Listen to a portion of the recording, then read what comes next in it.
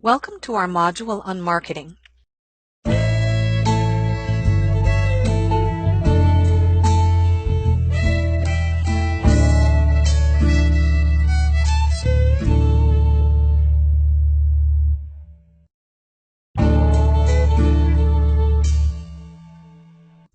This module was authored by Gigi DiGiacomo, Christine Moncada, Constance Carlson, and Craig Schaefer from the University of Minnesota in 2017 and updated in 2026.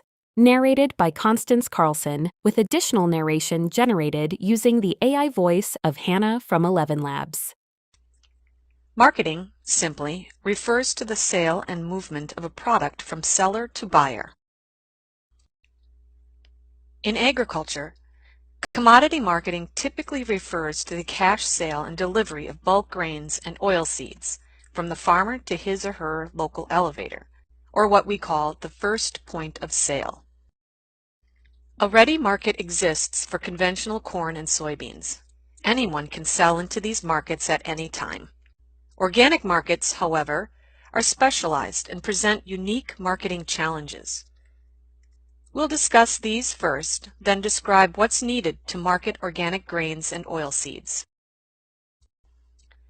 Organic grains and oilseeds, while still sold in bulk like conventional crops, are referred to as identity-preserved products. An IP product is differentiated from other bulk commodities by special attributes. In this case, organic crops are special or differentiated from conventional crops because they are grown with organic methods and have been certified as such by the USDA. Farmers who sell IP crops usually receive a price premium above the price paid for conventional crops. Transitioning farmers in Minnesota who were surveyed for the Tools for Transition project cited price premiums as one of their top motivations for going organic. The majority of farmers who participated in a national survey in 2005 said that organic farming was more profitable than conventional farming. Let's take a look at organic price premiums for a couple of crops and discuss what this means in terms of profitability. We'll begin with organic corn. During the past 6 marketing years, buyers have paid 2 to 3 times the conventional market price for certified organic corn. The price spread between conventional and organic corn prices ranged from $4.82 per bushel to $7.41 per bushel between 2011 and 2016. The same goes for organic soybeans, where feed buyers paid approximately twice the conventional average price for organic soybeans. The price spread between conventional and organic soybeans was approximately $10 to $14.50 per bushel between 2011 and 2016. Next, let's look at how much impact organic premiums can have on a farmer's bottom line financially.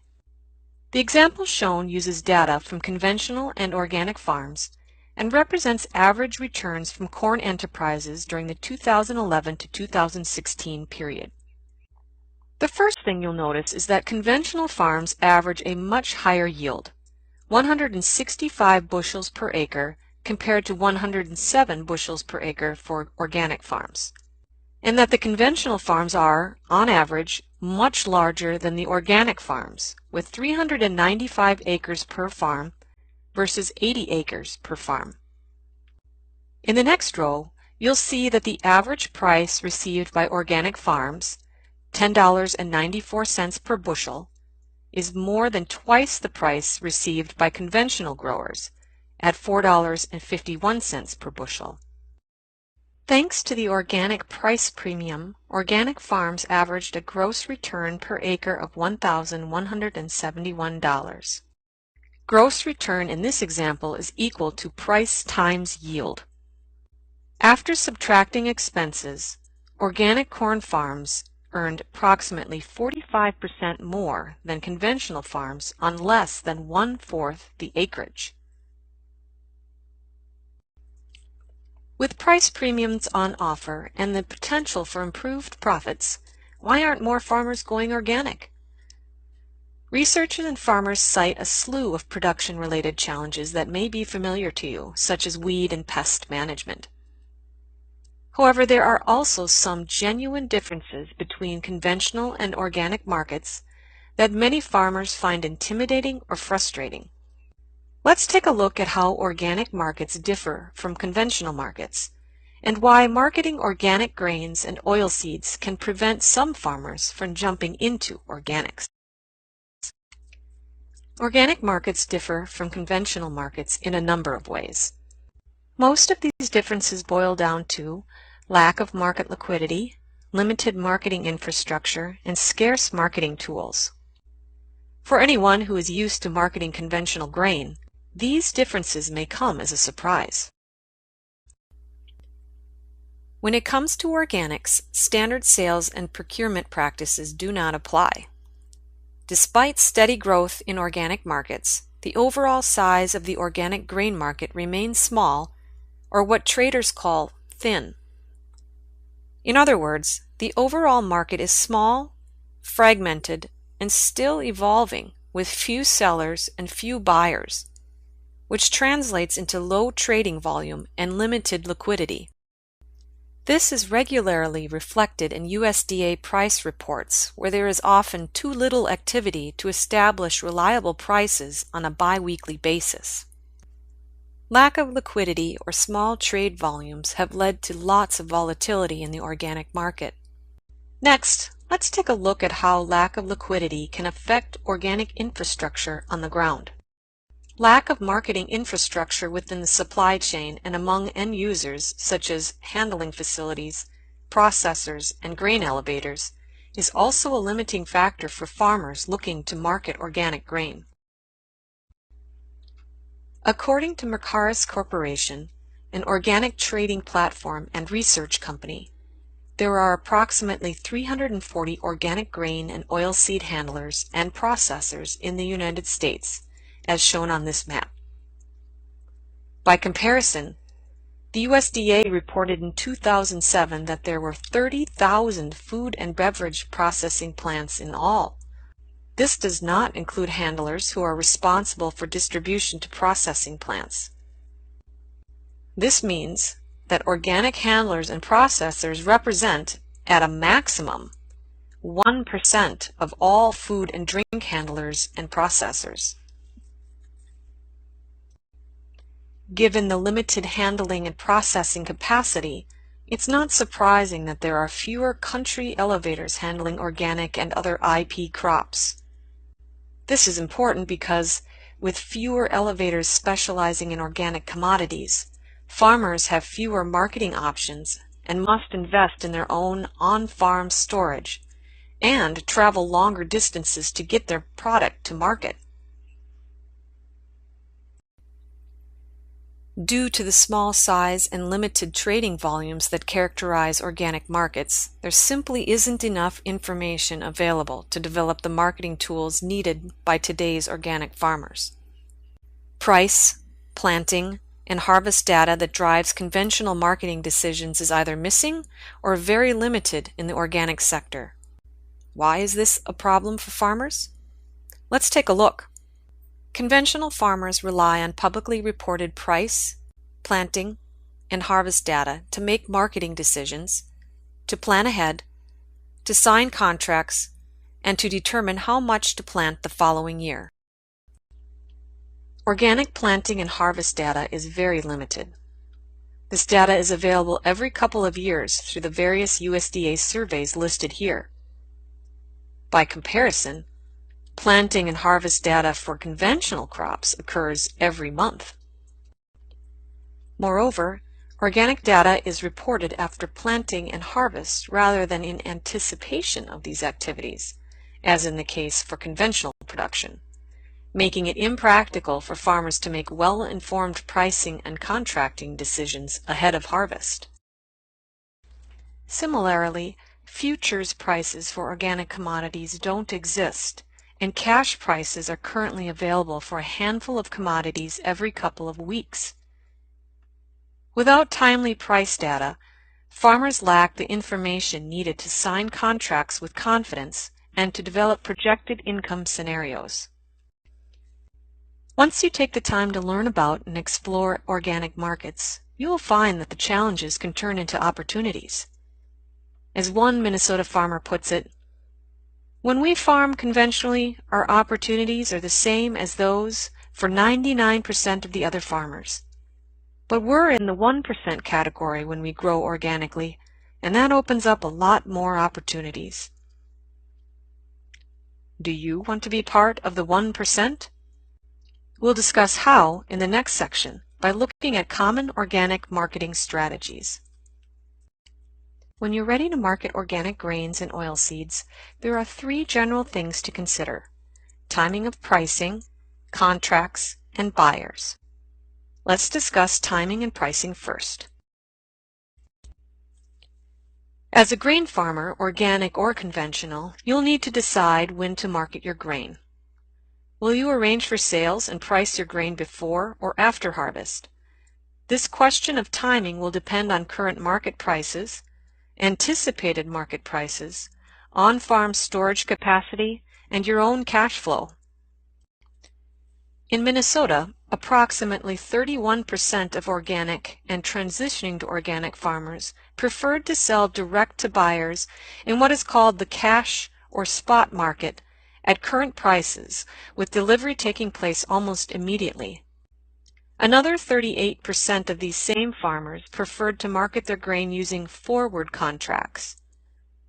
In other words, they preferred to sign contracts pre-harvest. The remaining marketing channels included farmer-owned co-ops and brokers.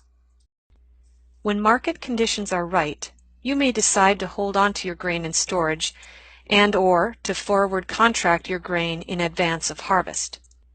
Let's take a look at how forward contracting works when marketing organic grains. There are 3 types of forward contracts that organic farmers use: the forward cash contract, the forward short-term contract, and the forward long-term contract. Each contract varies in length. All forward contracts specify the quantity, price, and a future delivery date. It allows the farmer to secure a price for his or her crop that is to be grown, is growing in the field, is harvested, or is being held in storage for later delivery.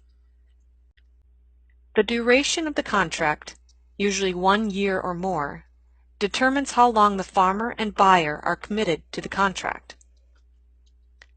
Longer-term contracts are more common in the organic market than in the conventional market due to high demand and product scarcity. In the organic market, it's quite common for buyers to offer longer-term contracts because of the tight supply situation. There is not enough organic grain being grown in the United States to keep up with U.S. demand. Longer-term forward contracts allow buyers to secure grain needs well in advance of delivery. Some contracts last 1 year. Others can be signed for 3 years or more, meaning that as a farmer you are committed to selling grain from each harvest for up to 3 years, depending on the contract terms.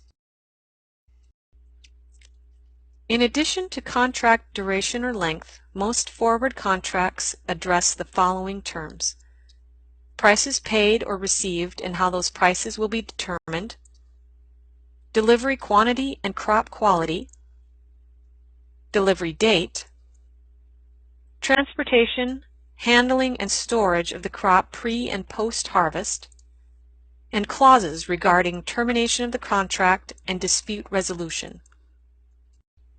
Prices specified in forward contracts may use a base price plus premiums or minus discounts, a base price linked to changes in the cost of inputs, or market prices plus premiums or minus discounts. Premiums and discounts are incurred for crop quality, cleaning, transport, and other post-harvest services. Given the lack of price transparency in the market, you may be wondering how base prices and market prices are determined. That's a good question. For the base price, buyers adjust conventional prices using premiums to account for local supply-demand conditions, long-range usage, import volumes, and of course organic certification. Futures market prices are available for corn, soybeans, soybean oil, soybean meal, wheat, and oats. However, future prices are not available for small grains such as rye, barley, sorghum, or many other crops. This means you cannot use this pricing method for these crops. Farmers and some other buyers prefer to price organic grains using market prices that are based on trades which have already occurred, reflecting past or present supply-demand conditions. Using a market price approach currently has the same limitations as the base price method. Institutional price reports for organic grains and oilseeds offer only limited market price data for crops other than food-grade soybeans and feed-grade corn. In other words, using the market price method for organic small grains and legumes is not very reliable or applicable at this point in time. Most organic farmers use some combination of the base price and market price approach to begin negotiating prices with buyers. So where do organic farmers get market price information? The first comes from the USDA Agricultural Marketing Service, is national in scope and available at no cost. The quantity to be delivered and purchased is typically specified in an organic contract in one of two ways: as the quantity to be delivered by weight for a specific amount of grain, or by production level. A contract based on production levels will state something like, buyer will purchase 100% of the crop produced from 50 acres on seller's property listed as Northwest Plot. In other words, the buyer is committing to purchase the entire crop harvest from a specified number of acres at the specified price or price formula. This type of contract provides some degree of risk protection for farmers because, even if their harvest is poor, they do not have to worry about making up for the harvest shortfall, or in the case of a bumper crop, they don't have to find a buyer for the excess grain. Organic contracts, like conventional grain contracts, will include grain quality provisions, including a scale of premiums and discounts, related to weight, grade, and cleaning. However, the most important quality aspect identified in an organic contract is the organic provision itself. Most, if not all, organic grain and oilseed buyers will require documentation or proof of organic certification at the time a contract is signed. Proof of certification, called an organic transaction certificate, can be obtained from your farm's certifier. As discussed earlier, there is limited off-farm storage available for non-GMO, transitional, organic, and other identity-preserved crops. If you plan to store harvested grain on-farm, you'll need dedicated numbered storage bins.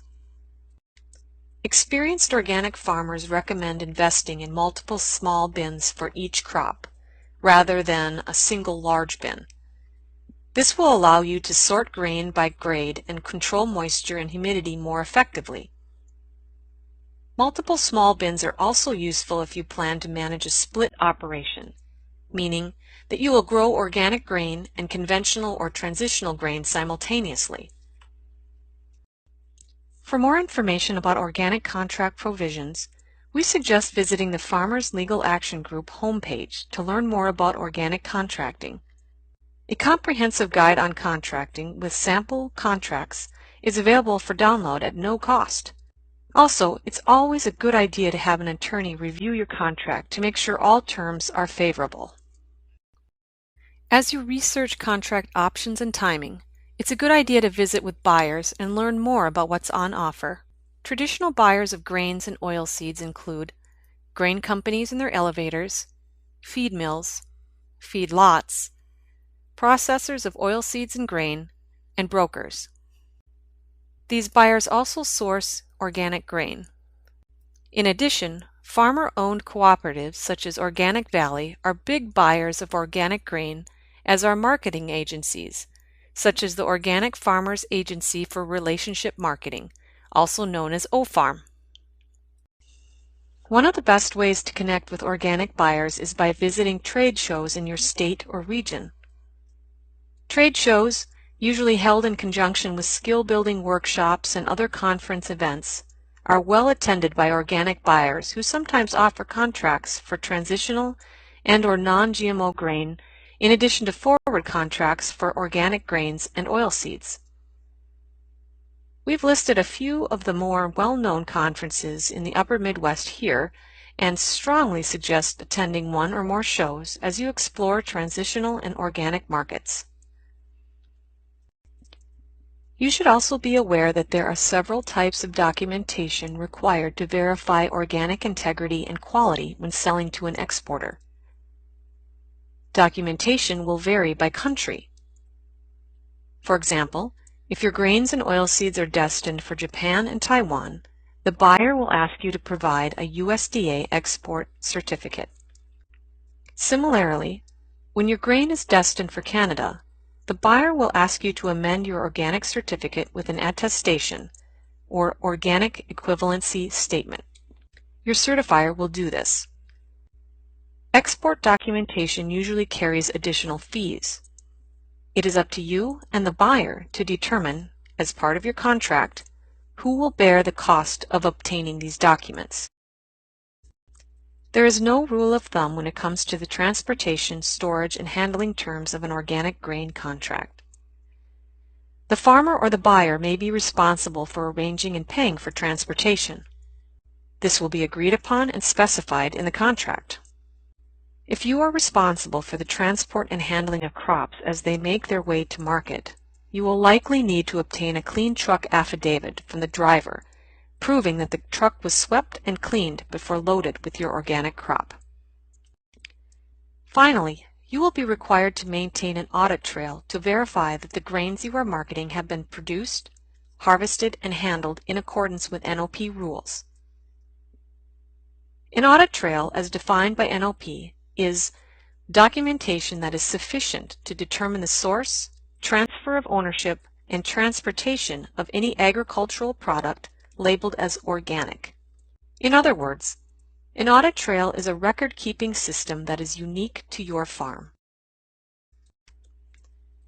An audit trail is not complicated and is dependent on the use of lot numbers. The lot number communicates the type of crop, the field in which it was grown, field management activities, harvest activities, handling and storage, and the year it was produced. The lot number will be used by you, your certifier, and buyers, and end users to trace the product to its original source if necessary. This is especially important if contamination is discovered.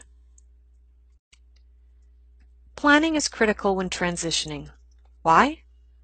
It can help address some of the challenges associated with selling in organic markets, prepare you to take advantage of organic marketing opportunities, clarify communication with family members, business partners, lenders, and certifiers, and most importantly, planning will reduce some of the uncertainty associated with transitioning. It will give you the confidence to move toward your goal of becoming an organic farmer. Marketing plans vary by content and organization depending on the complexity of your business, the products being sold, your target market, and your certification status. Begin your plan with a market overview summarizing current market conditions and future opportunities. Much of this information will come from discussions with buyers. Next, describe your strategies for marketing crops during transition and upon certification, followed by a careful outline of the crops and rotation that will allow you to take advantage of market opportunities. This can be followed by a description of potential buyers, prices offered, and any contracts that you have signed. Finally, Your marketing plan should include storage, handling, and delivery content that addresses specialized tasks associated with identity-preserved crops, including any organic certificates and other documentation required by buyers. All marketing plans should conclude with a brief discussion of any risks associated with your plan, such as price volatility or crop contamination, and your ideas for managing or addressing risks should they arise. Marketing plans should ultimately allow you to communicate with lenders, business partners, and family members. So it's a very good idea to write it down. There are several tools available to help you with this process. Ag Plan, developed by the University of Minnesota's Center for Farm Financial Management, is one of these tools. It is a business planning software program that includes a marketing component.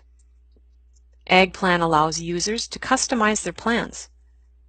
You can complete only the marketing section if desired and embed financial information from spreadsheet programs into the plan. Ag Plan is available online at the Center's website, shown here. It is simple, easy to use, and free of charge. If you prefer to write things down the old-fashioned way, we suggest using the Organic Transition Planner. This workbook is designed to guide you through the development of a business and marketing plan for your transition to organic production.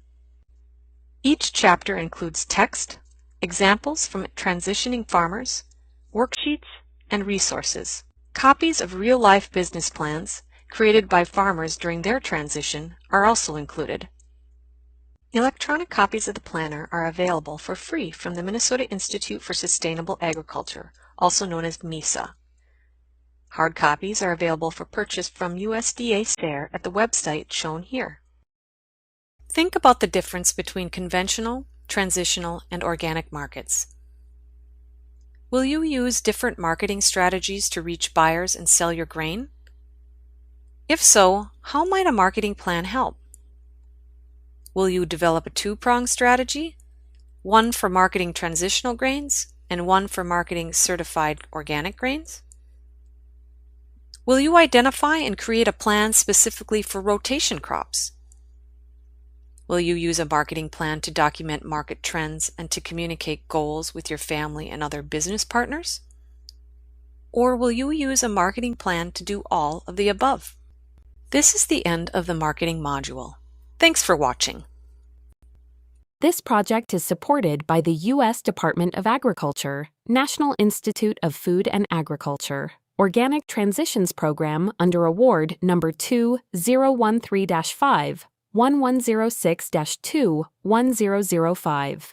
This project is supported by the U.S. Department of Agriculture, Agricultural Marketing Service, National Organic Program under the Transition to Organic Partnership Program, TOPP, in the Midwest region. Any opinions, findings, conclusions, or recommendations expressed in this publication are those of the authors and should not be construed to represent any official USDA or U.S. government determination or policy. The University of Minnesota shall provide equal access to and opportunity in its programs, facilities, and employment without regard to race, color, creed, religion, national origin, gender, age, marital status, familial status, disability, public assistance status, membership or activity in a local commission created for the purpose of dealing with discrimination, veteran status, sexual orientation, gender identity, or gender expression. For more information about this project, please see organicag.umn.edu, copyright 2026, Regents of the University of Minnesota. All rights reserved.